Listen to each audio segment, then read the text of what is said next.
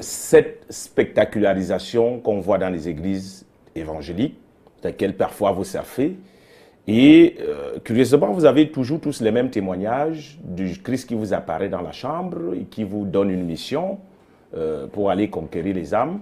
Restons d'abord sur ce que Rodrigue disait et le fait est-ce qu'en Afrique, comme toujours, on n'en fait pas trop sur le mystère de la résurrection, de la foi, avec cette façon spectaculaire d'agiter la foi et d'attirer les fidèles. Et qui aujourd'hui vous sert très bien, parce que je ne parle pas de vous personnellement, je parle de tous vos collègues qui sont dans cette façon de faire à l'africaine, avec beaucoup d'émotion, avec beaucoup de danse. Est-ce que c'est ça, la Pâque, la célébration du mystère du Christ, qui était plutôt sobre, même si c'était ces fidèles qui faisaient des bruits? Aujourd'hui, vous les pasteurs, vous faites plus de bruit que les fidèles, plus de bruit que Christ lui-même. C'est quoi le problème avec les Africains, cette façon un peu africaine, je vais le dire ainsi, de célébrer le Seigneur? Moi, je voudrais dire que j'ai un problème avec le concept que certaines personnes ont des Africains. Ça me dérange énormément. J'ai parcouru le monde, les 5 continents.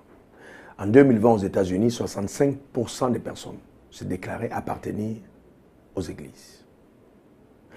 L'Amérique elle-même a bâti, qui est la plus grande puissance du monde aujourd'hui, a bâti ses fondements sur cette foi-là. La devise c'est In God We Trust. Et les présidents prêtent serment sur la Bible, à côté des pasteurs qui prient pour eux. Cette puissance tient.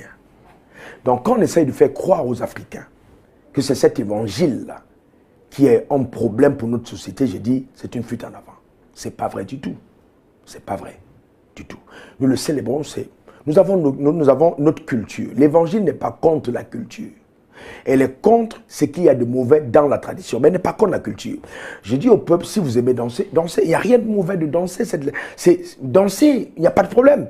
Mais on n'est pas obligé de danser comme les Américains. On peut danser avec nos rythmes à nous, en célébrant le Seigneur. La joie du Seigneur est notre force. Il dit, soyez toujours joyeux. Donc il n'y a pas de problème à célébrer le Seigneur. C'est plutôt très intéressant. Et c'est la raison pour laquelle, même dans nos cultures et traditions, il y a des choses tellement puissantes et tellement importantes que quand je prêche l'évangile, je dis aux gens, on ne s'attaque pas à tout ce qu'il y a de bon. On dénonce ce qu'il y a de mauvais. Aujourd'hui, certaines nations comme la France, qui ont été évangélisées avant et qui sont en train de tourner le dos, sont en train de nous forcer aujourd'hui à accepter certaines choses qui ne sont pas dans le contexte de l'évangile. Mais pourquoi est-ce que ça n'entre pas en Afrique? Parce que nous avons nos traditions et parce que nous avons l'évangile que nous prêchons. Et nous disons à nos dirigeants, ne commettez pas cette erreur. Vous ne pouvez pas briser une société en faisant croire que la société peut subsister sans autorité. Ce n'est pas possible.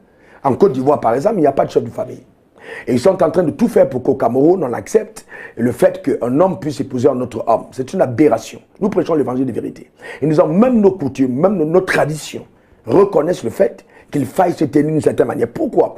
Parce que la majorité de certaines de nos traditions tirent leurs racines de l'Ancien Testament. Et même nos codes civils et pénales, quand vous regardez, vous étudiez, vous vous rendez compte qu'il y a beaucoup sont sortis de la Bible. Donc la Bible est un livre puissant. Et bien, mais la Bible avait pour rôle de ramener tout le monde à la personne du Christ. Donc, célébrer le Seigneur, ce n'est pas une exagération. Je comprends qu'il y ait des pasteurs qui ont peut-être commis des dérives, mais cependant, vous allez à l'hôpital quand vous êtes malade. Combien d'erreurs médicaux avons-nous dans notre continent? Mais vous allez à l'hôpital, les gens meurent tous les jours parce qu'on a des médecins qui font de mauvaises prescriptions, qui volent les enfants dans les hôpitaux. J'entends les scandales au Cameroun et même ici, tout le temps en Afrique. Mais les gens vont à l'hôpital. Quand on cesse de décrier l'Église, parce qu'il y a quelques pasteurs, quelques-uns, qui peuvent peut-être commettre des erreurs. Il n'y a aucun corps sur la terre qui soit parfait. Aussi longtemps que nous revêtons l'humain, il y a l'imperfection. Il n'y a jamais la perfection. C'est pourquoi la perfection est quelque chose de graduel. Mais il n'y a rien de plus puissant sur la terre que l'évangile de Jésus-Christ. Rien de plus puissant. Et je dis aux hommes qui nous dirigent, je dis à ceux qui m'écoutent actuellement, qui sont hommes politiques, hommes d'affaires, qui sont dans le sport, qui sont dans l'art, dans l'éducation et tout, que pour être structuré et être équilibré, pour être posé, il faut avoir l'évangile. Sans évangile, on n'est rien. Comment vous acceptez que des hommes qui sont allés à l'école, qui ont des agrégations, sont pédophiles, vont violer leurs propres enfants, vont commettre de l'inceste, qui sont soutenus souvent par certaines de nos odieuses traditions? C'est inacceptable. On ne peut pas continuer de promouvoir des traditions qui n'ont rien à voir avec l'épanouissement de notre être, l'épanouissement de l'humain. Chaque homme créé par Dieu a un droit légitime au bonheur. Et c'est l'évangile de Jésus-Christ, je dis bien, pas la religion. L'évangile apporte l'épanouissement de l'humain. Merci d'avoir regardé cette vidéo. N'oubliez pas de liker et de nous donner votre avis sur le sujet développé.